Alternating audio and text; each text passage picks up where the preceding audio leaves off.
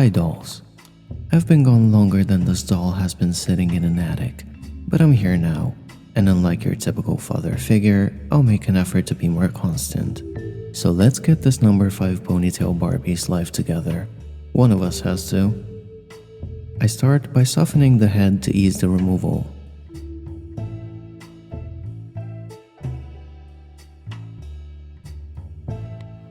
She was sent to me with a split neck, severe green ear, and 70% of her face paint rubbed off.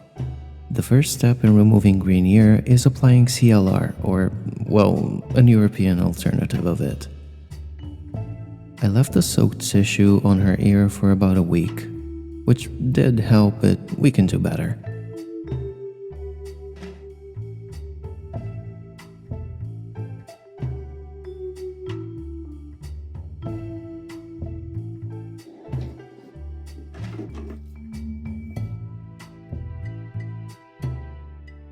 And oh, who's that gorgeous femme fatale gazing at me? Could it be my Dovima fashion doll that's coming soon? Removes it is always a lifesaver, and with projects like this, it really works wonders when it comes to staining.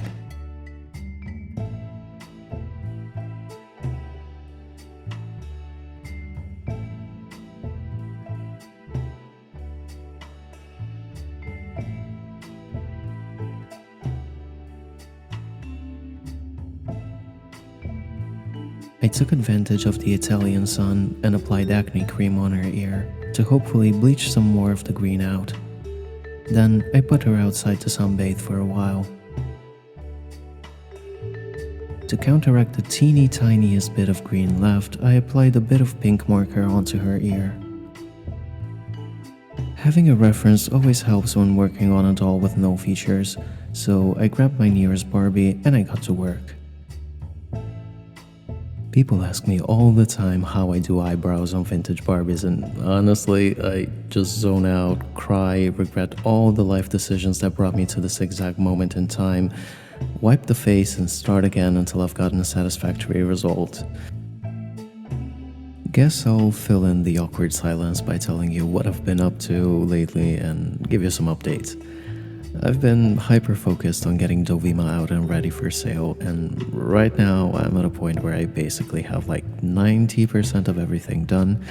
I'm just finding myself second-guessing everything. The incessant pressure from friends and family has not helped, let me tell you, but I am determined to release the first batch of 10 dolls before the end of this year. I'm getting lost in the details, but I want to give you guys the fashion doll that I wish I had, and I'm just really fucking fussy about quality, honestly. Anyway, now that the cat's out of the bag, you can go follow Dovima on Instagram. That's DOEVIMA, where I regularly share sneak peeks of the dolls I'm currently working on. I've had people reach out to be put on the waiting list, so if that's of any interest to you, you can shoot me a message on Instagram. I feel like the most traumatic— did I just say traumatic? I meant to say dramatic.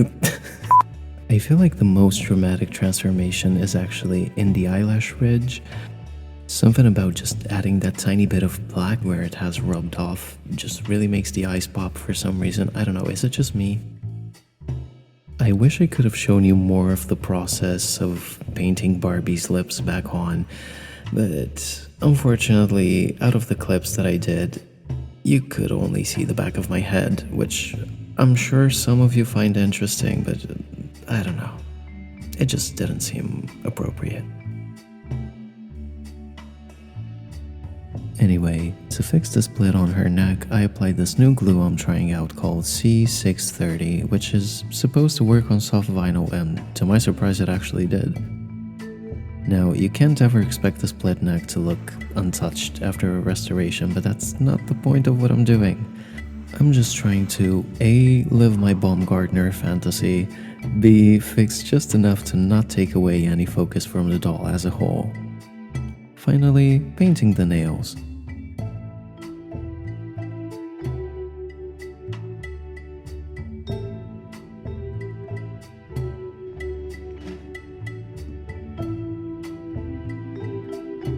I remove any excess glue with a Q-tip dipped in acetone.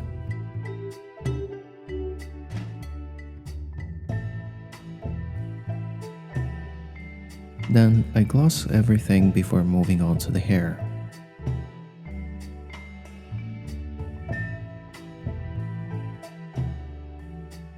You may ask, Tutor, why haven't you washed the hair before doing the face? And honestly, the answer to that is, it made sense in my head at the time, I guess, I don't know. I just made sure to not touch the face with any water or soap, which obviously failed, but lucky for me she was glossed.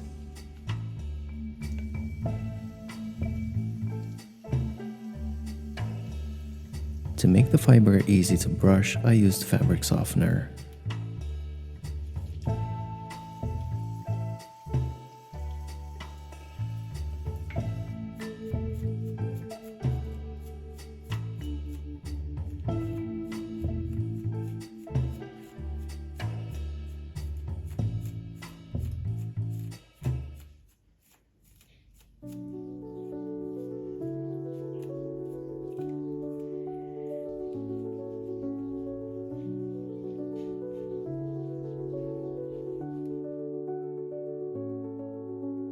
There was some blue paint on her scalp, which I assume I somehow did, so I removed it using pure acetone.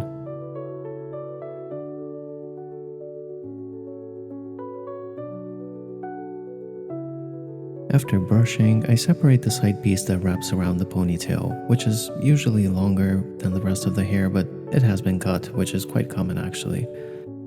I tie the ponytail using an orthodontic rubber band.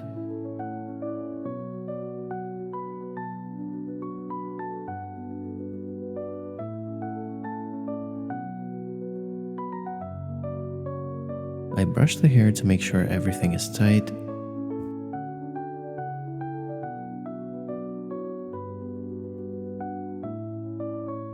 And I wrap the side piece around the elastic band to form what we call a top knot. I get it through the middle of the ponytail to secure it using a needle and some strong thread.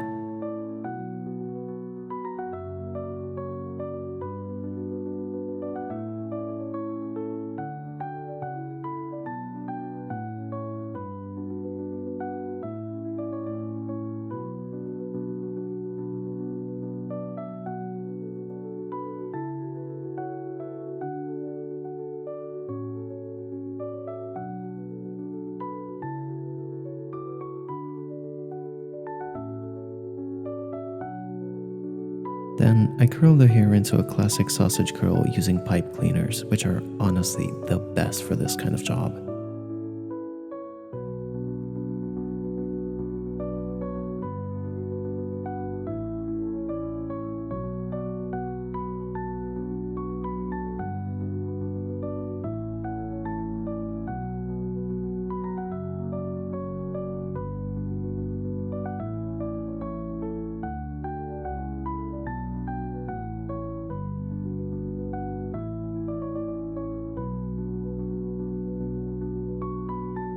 To avoid getting everything wet, I put a plastic bag over her head and dunk her in boiling water. Now imagine hearing this out of context.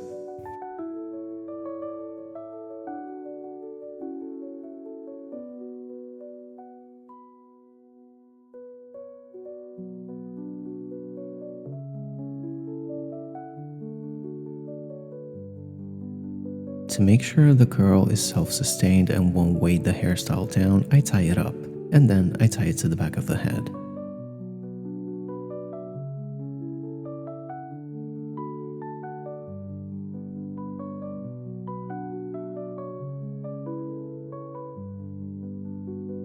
And to make sure that the green ear demon never possesses this doll again, I give her a pair of my plastic post earrings, which you can buy on my website, dodearwonderland.com. I will leave the link in the description. I'm so fucking stupid.